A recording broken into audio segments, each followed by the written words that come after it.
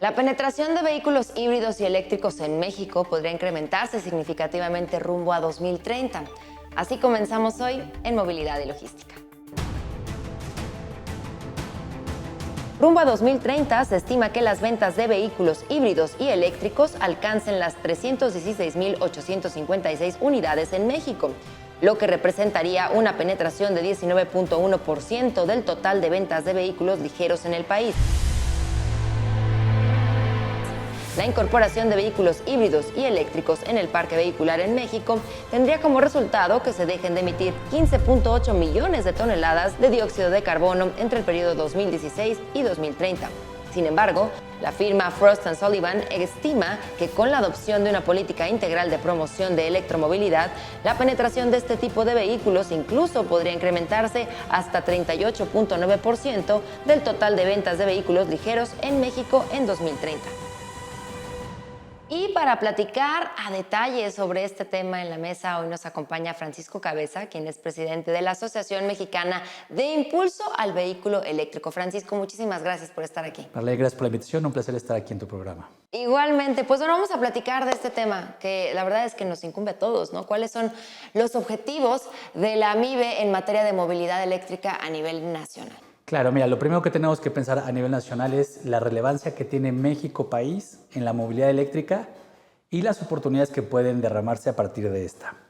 Primero, tenemos un vecino que es Estados Unidos, que tiene 119,000 millones de dólares destinados a la movilidad eléctrica. Y México es el séptimo productor de vehículos a nivel mundial. Entonces, desde ahí tenemos una gran oportunidad de poder atender una demanda que ya es real y que está al lado de nosotros. Claro. Y a eso metamos en toda la parte del nearshoring, donde se va a estar hablando mucho de cómo acercamos muchas marcas de otras partes del mundo a que se pueda consumir directamente en Estados Unidos y que México sea quien esté fabricando o haciendo gran parte de esta manufactura o ensamblado final. Segunda parte muy importante, México ocupa el lugar número 10 a nivel mundial en flota país. Tenemos 50 millones de vehículos en el país. Wow. De esos 50 millones, 11 millones son para el transporte de mercancías. Es un gran número de vehículos moviéndose por un territorio bastante grande, como lo es México. Y de esos vehículos, muchos son de empresas que conocemos como la del pan, como la de los refrescos, de las papas y de las farmacias y medicamentos. Entonces, sin decir nombres. Todas estas empresas, ya sabemos quiénes son, todas estas empresas tienen compromisos globales porque son empresas públicas y cotizan en la bolsa.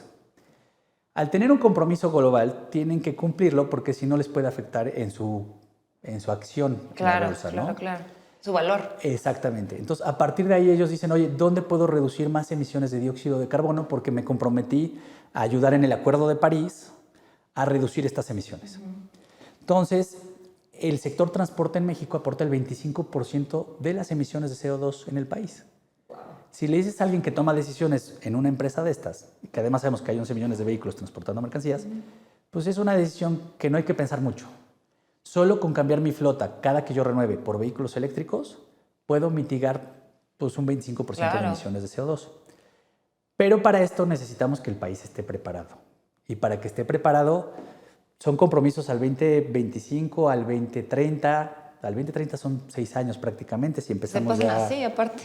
Es correcto. Y hay que preparar el país para que podamos ayudar a esa transición. De ahí surge la Asociación Mexicana de Impulso al Vehículo Eléctrico, donde proponemos 3 ejes fundamentales para poder hacer todo lo necesario para que el país esté preparado. El primero es políticas públicas.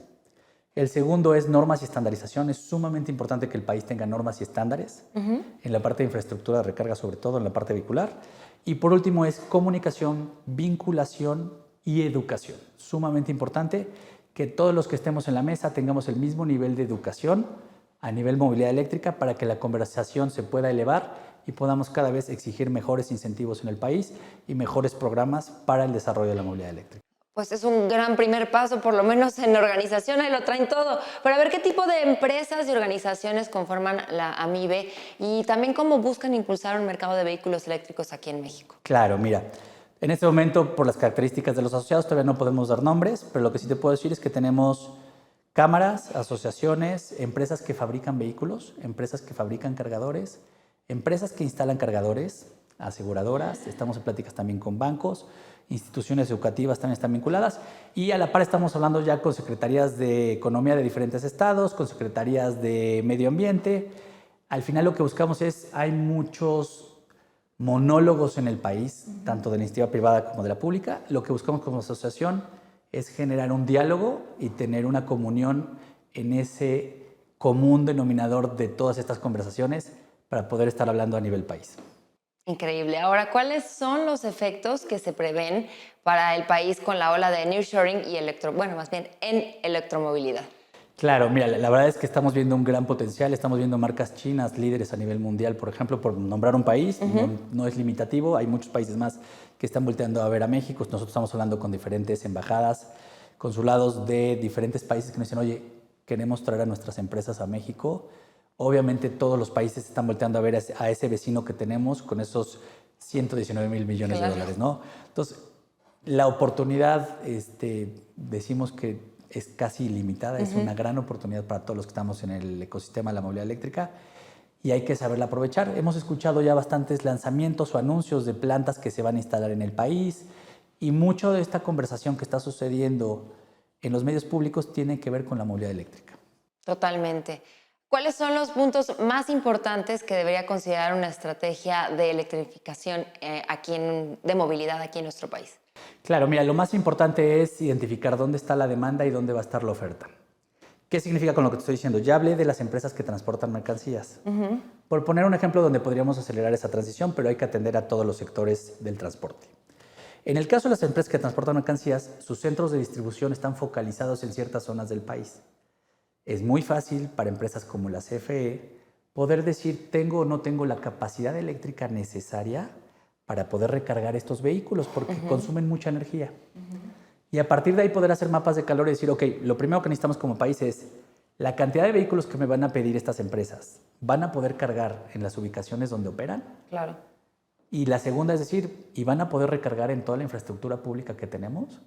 Porque tenemos estándares chinos, estándares europeos, estándares americanos.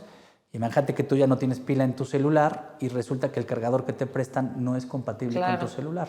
Ay, pues pónganse de acuerdo todos. Es lo que vamos a hacer con la asociación, Exacto. ¿no? Exactamente. Exacto. A ver, y entonces, ¿cuáles son los elementos que pueden hacer a México líder justamente en electromovilidad aquí en Latinoamérica?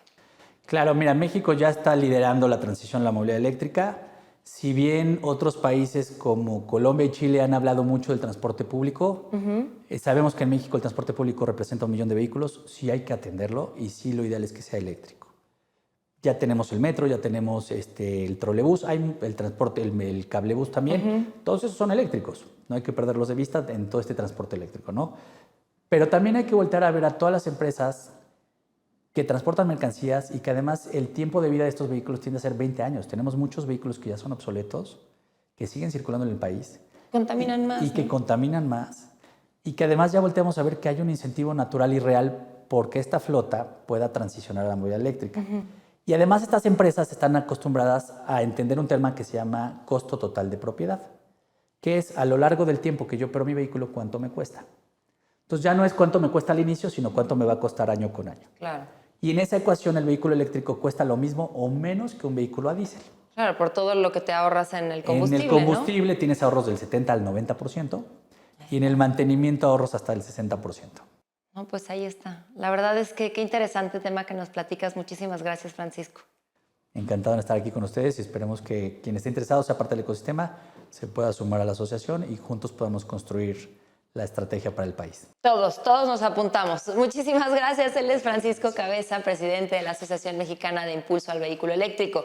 Y bueno, nosotros llegamos al final de este programa de movilidad y logística. Gracias por habernos acompañado. Recuerden dejarnos sus opiniones o sus dudas incluso en todas nuestras plataformas. Yo soy Marlene Stahl y aquí nos vemos a la próxima.